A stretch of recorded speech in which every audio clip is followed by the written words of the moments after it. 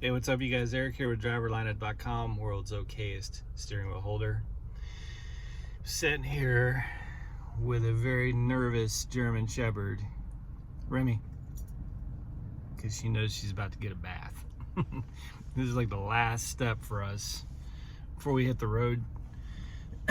late tonight, probably middle of the night, who knows. Anyway, I wanted to talk to you guys today about look how dirty that window is. See, the car needs a bath too. That's because she's got her mug all over it for the last day or two as we've been running errands. Anyway, today I want to talk about precision fueling with Prime, and I'm going to admit something that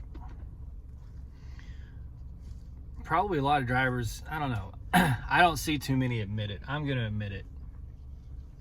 I remember when I first started with Prime, I saw this video of a Prime driver saying that one of the top like 3 biggest mistakes he ever made when leasing with Prime was not fueling with the trip.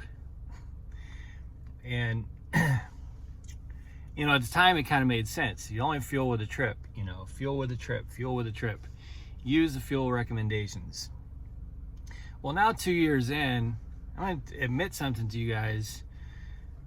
There's a lot of times I don't fuel with a trip, and I have reasons for that. Now, precision fueling, which I don't actually hear that term used a whole lot, but there are some good videos about it. Precision fueling is basically where you use Prime's fuel recommendations that kind of dictate the way a company driver has to drive. Like you get, you know, it'll tell you when you accept a load as a Prime driver, you're forced dispatch, but as a company driver. But as a company driver, it'll say you have to go to X truck stop and get X number of gallons.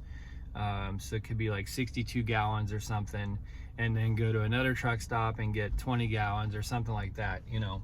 As a lease driver, it's giving you the same recommendations. It's giving you fuel recommendation because it's calculating, you know, things like prices, weight, etc., how much fuel you already have in the truck, things like that. And if you only get that amount of fuel, it's gonna keep more of your money on this on your current pay period. You know what I'm saying? So it makes the fuel recommendation can make a trip really efficient, you know, that trip that you're on. And that's why I do follow it, you know, a lot of the time. I don't follow it all the time. The reason is, first of all, I don't live paycheck to paycheck.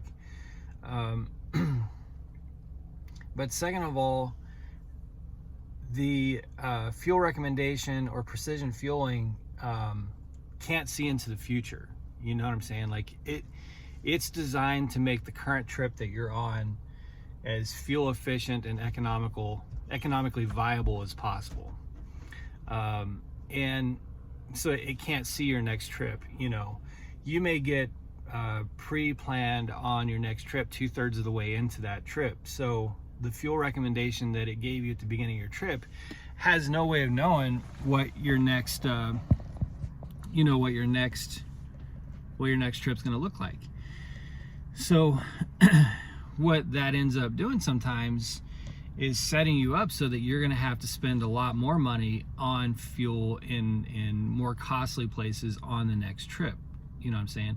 Or it may be more difficult to get fuel on your next trip depending on where you're going. So sometimes, to be honest with you guys, I will just fill my tanks where the cheapest fuel, where the fuel is cheap, the cheapest fuel. Like for example,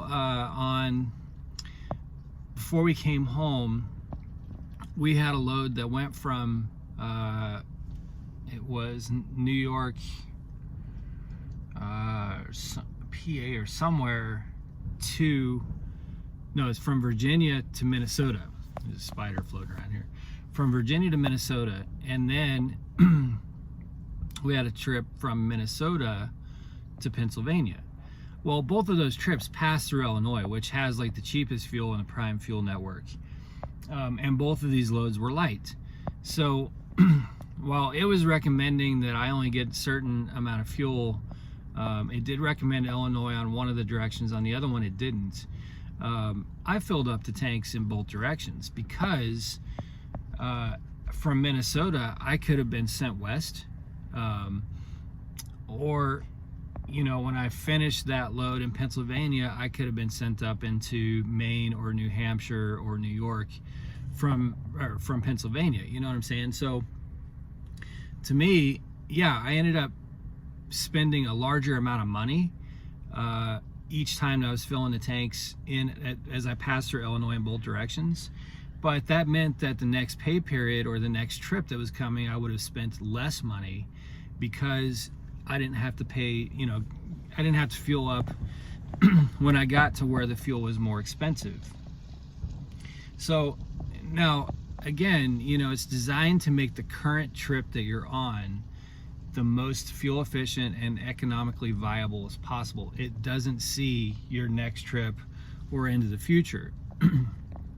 And I'm always thinking ahead. I'm always thinking on my next trip or the trip after that, how am I going to be set up? Where am I going to be positioned? What are fuel prices like in those areas? And it's a big deal, guys. Like, I paid, I think it's gone up a little bit more now, but I paid like $1.20 a gallon in Marshall, Illinois, a week and a half ago. And fuel in Pennsylvania might be $1.50 a gallon. You see what I'm saying? So it's like a 30-cent difference. If you were headed that direction and you had the space, you could just fill up in Illinois, especially if you're on a really light load, and it's not really going to make that big of a difference in terms of your fuel, in terms of the weight. So a lot of times, I just think ahead. I just think ahead on how buying cheap fuel now can save me money on the next trip. And the fuel recommendation can't do that. Another thing is, I've found that the fuel recommendation will sometimes let your tanks go right down to the bottom, and I am totally uncomfortable with that. Now, this next thing that I'm going to say is not responsible. I'm going to be honest with you. In terms of saving money, this is not always a responsible thing to do. But I have always, in my entire adult life, I wouldn't call it a fear. I would just call it a, prepping or whatever you want to call it. I don't let my tank ever get below a quarter of a tank in my car, in any case. If it's below a quarter of a tank, I'm uncomfortable. To me, especially on the eighth of a tank where that red mark is, I don't care if the car will go another 150 miles on that when it touches red, that eighth of a tank. To me, the red line is empty, period. That's empty. The same in my truck. Now, I pushed the limits on my Freightliner Cascadia a couple times, and I knew that even loaded, I could do an extra 100, I've done probably 125 miles after it hit the red mark, so I don't know how much further it would go.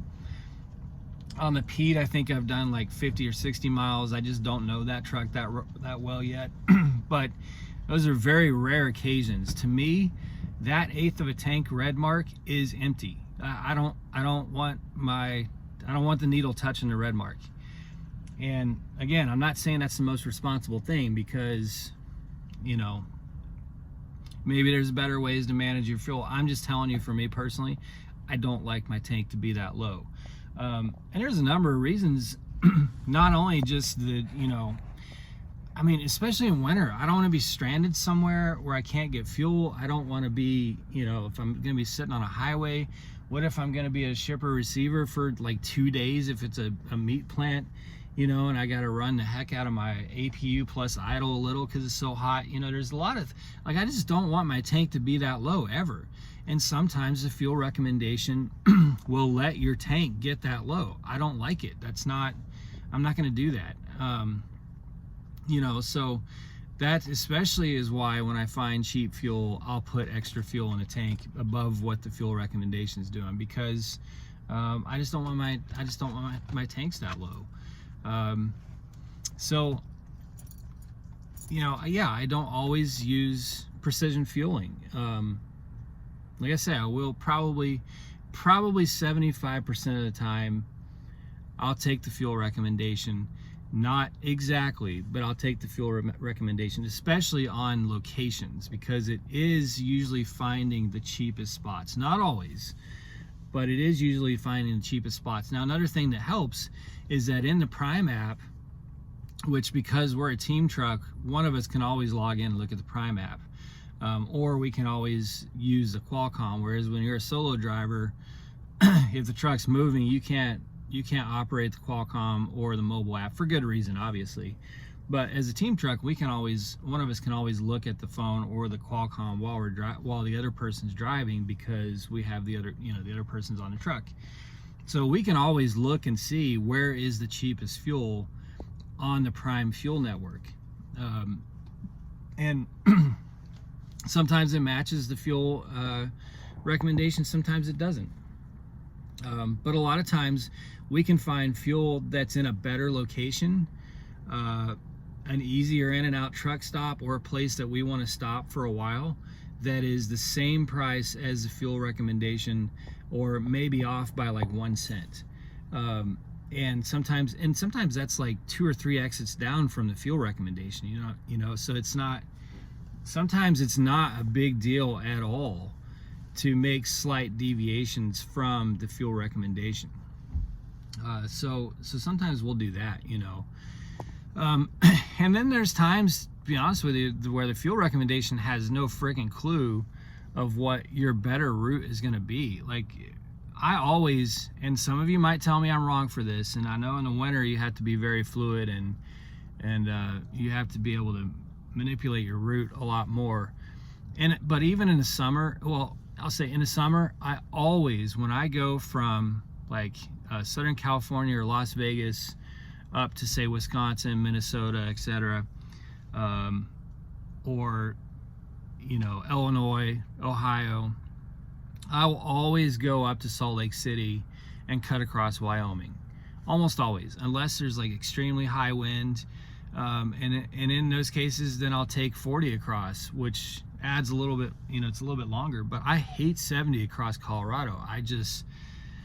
If there's any opportunity to avoid going across Colorado, summer, winter, I don't care. Those roads are so rutted and rough, that climb, the construction, the little curves winding in and out under bridges and stuff, I just don't like. I hate that road.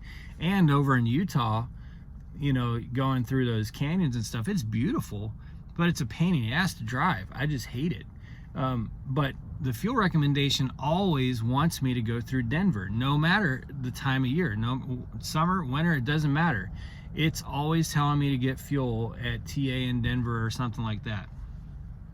So there's sometimes where it's just like, I'm not going that way. I don't know how you calculated that that's the route, but that's not the way I'm going. So, and that's one of the things I love, is being a lease drivers. I have the freedom to dictate the way I'm going to go, or a lot more freedom on that, certainly. So those are the reasons that I don't always use full fuel recommendation. And I'll be honest with you, sometimes it works out much more to my advantage financially.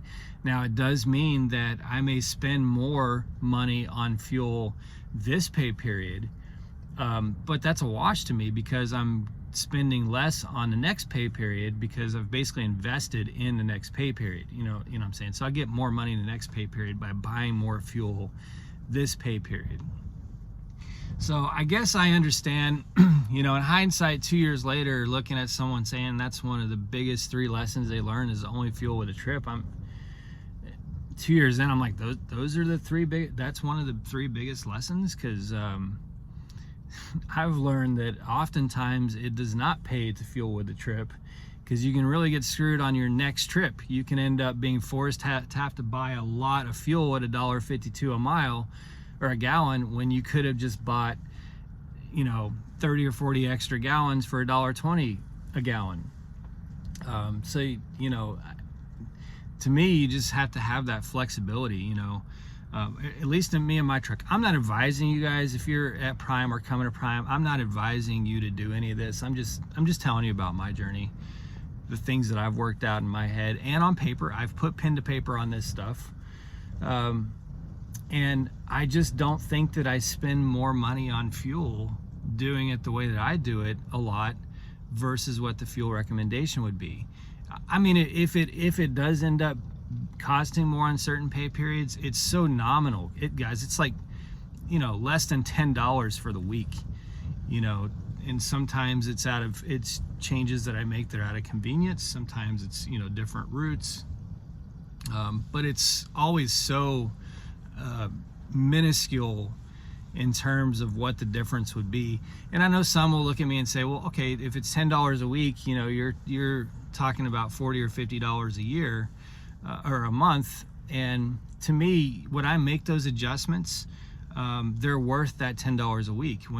To give me peace of mind to get somewhere up in Massachusetts or somewhere where I'm not comfortable having, or up in Vermont where I'm not comfortable having to buy fuel, the peace of mind and knowing that I've got plenty of fuel in the tank, you know, maybe half tank on both tanks, is worth the $10 to me.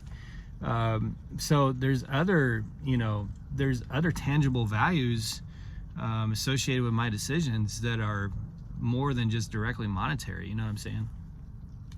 So anyway, I haven't seen a whole lot of videos where you have prime drivers saying, hey, yeah, you know, 30% of the time I don't go with that. So I figured I would do a video and admit it. I know for a fact, because I've had this conversation with other drivers, I know there are other drivers who do the same.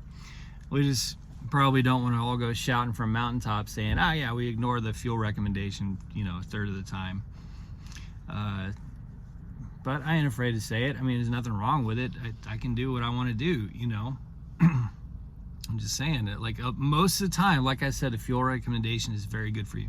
If you need more money on this pay period and you're not really yet concerned about the next pay period, if you're not thinking ahead, then follow it. You know, it's going to put more money in your pocket this pay period, because it's the fuel recommendation, and precision fueling is short-sighted. You know, it's designed that way. It's supposed to make your current trip efficient and economically viable, or as much as possible. It's not designed to see 2 or 3 trips down the road, but you as the driver are designed to see 2 or 3 trips down the road. So you know, make your decisions based on that. So anyway, guys, that's my update. We're like I said, Jenna's in there getting ready to take her into this place for a bath. And then we're gonna go, I gotta put some oil in the truck and do a couple things to the truck, get it packed, and I'm gonna get some sleep this afternoon, and then we'll get rolling. So all right, guys, there's a lot of wind, a lot of snow, a lot of craziness out there. So as always, be safe, make good decisions, drive to thrive. Talk to you soon.